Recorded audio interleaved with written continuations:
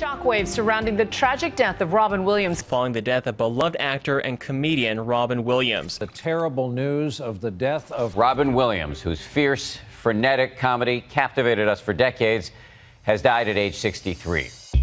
When beloved comedian Robin Williams took his own life in 2014, despite leaving proper measures with his will, there was one major mistake that meant his family members spent years fighting over his estate.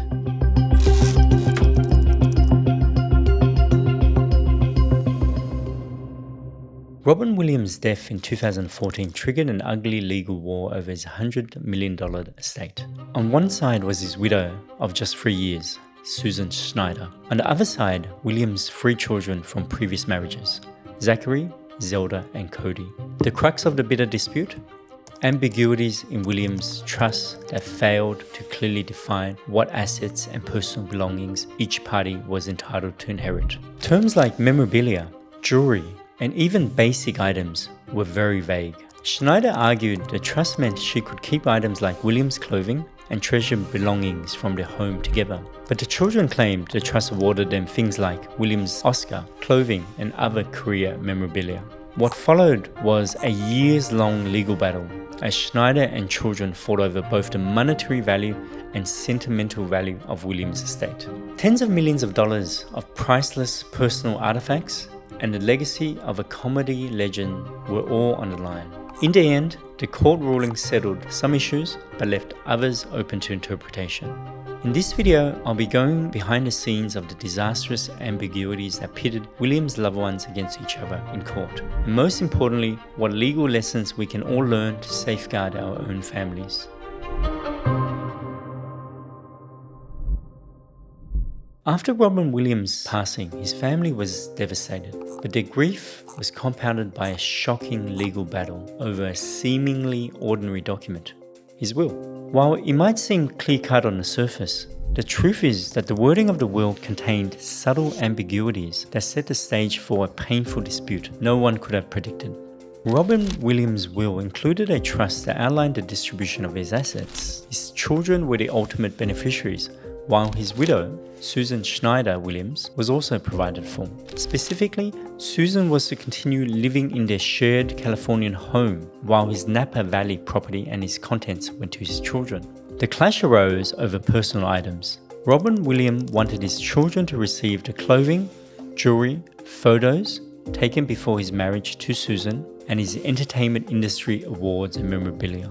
So here's the thing. Terms like memorabilia, collectibles, and even jewelry lacked clear definitions within the will. Susan argued for a narrower interpretation of memorabilia, believing it only encompassed career-related items. She also felt his watch collection should be excluded from jewelry, and that some objects located in storage were still part of the Tiburon household. This lack of specificity in the will became the heart of the dispute. The court was left to determine how to interpret these everyday terms within the context of Robin Williams' intent, causing a situation where both sides felt justified in their claims. With the definitions in the trust so open to interpretation, the dispute quickly escalated beyond just the monetary value of Williams' estate. On Susan's side, she laid claim to things like the beloved bicycle the couple bought on their honeymoon, Williams' wedding present watch, and other sentimental tokens from the marriage. Simple possessions, but loaded with emotional value. The children, however, wanted rights to far more than just the Napa Valley home contents. They sought ownership of Williams' iconic red wool jacket from the film Mrs. Doubtfire, his Oscar for Good Will Hunting, his collection of prestigious awards like Grammys, Golden Globes, and Emmys, essentially any memorabilia tied to his legendary entertainment career. Susan argued these career mementos should remain in the tourbillon home she shared with Williams, according to the trust provisions about that property's contents. But the children claimed the awards were explicitly bequeathed to them. Both sides made some fascinating legal arguments that highlighted just how ambiguous Williams' trust really was. Susan Schneider's legal team contended that the term memorabilia in the trust should be read narrowly to only include items directly related to Williams' acting career, like awards and props. They argued that his watches, clothing, and personal photos fell outside of that definition. They also claimed the trust's gifting of home contents should exclude items stored off-site, that the term jewelry didn't encompass Williams' watch collection. Meanwhile, the children's lawyers pushed for a far broader interpretation of memorabilia that covered any personal items carrying sentimental value or connection to Williams' life and identity as a beloved entertainer. Their position was that the contents designation extended to any of Williams' tangible property, beyond just what was physically located at the Napa estate. And jewelry should include his vast watch collection, giving their priceless nature. With the trust's wording so imprecise, it became a battle over whose interpretation would hold more legal weight in the eyes of the court. Each side could make a case based on ambiguities present. The perfect storm of vagueness is precisely what fueled years of legal wrangling between Schneider and the children over how to properly divide the estate according to Williams' true intentions. After years of bitter court battles over the ambiguous trust language, a resolution finally came in 2015.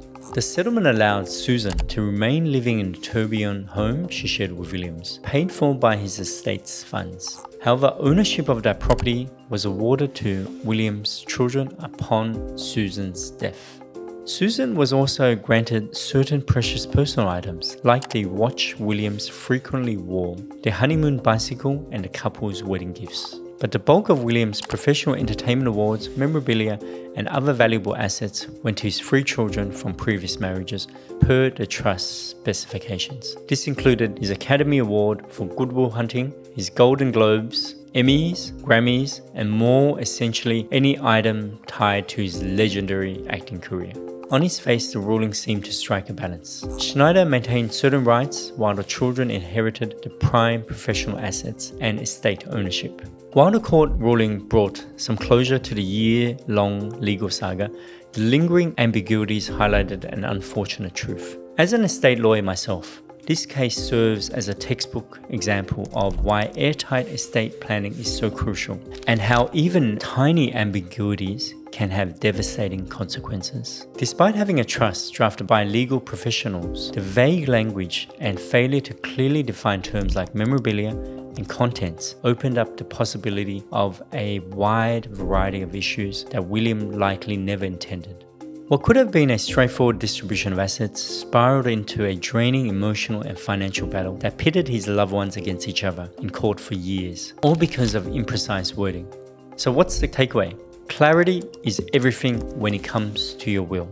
The vague wording around terms like memorabilia became the core of this dispute. Don't leave room for subjective interpretations, especially when it concerns sentimental items. If specific objects hold special meaning for you or your certain loved ones, and you wish to gift these items, then make these crystal clear in your will. It is important to remember that your belongings and circumstances change over time. Regularly review your will to make sure it reflects your current wishes and possessions. This is specifically important if there are significant life changes, such as a new marriage, the birth of a child, or a major asset acquisition. Finally, never underestimate the value of consulting an estate planning attorney. They understand the legal nuances and can help you craft a will that accurately communicates your intentions and minimizes the risks of conflicts down the line. Think of this as an investment in your family's well-being and harmony long after you're gone. While no estate plan can anticipate every possible scenario, taking extra care to clearly define your intentions is crucial, which is why I highly recommend checking out some of my other estate planning videos on this channel. In those videos, I go into depth on how to eliminate ambiguities, properly document your true intentions, and set up an airtight plan tailored to your unique situation and family dynamics. That way, you can have peace of mind knowing your family will be protected from the emotional and financial turmoil of bitter infighting after you're gone. Just head over to my channel and check out some of the other videos. Making sure your affairs are in order is one of the greatest final gifts you can leave your loved ones.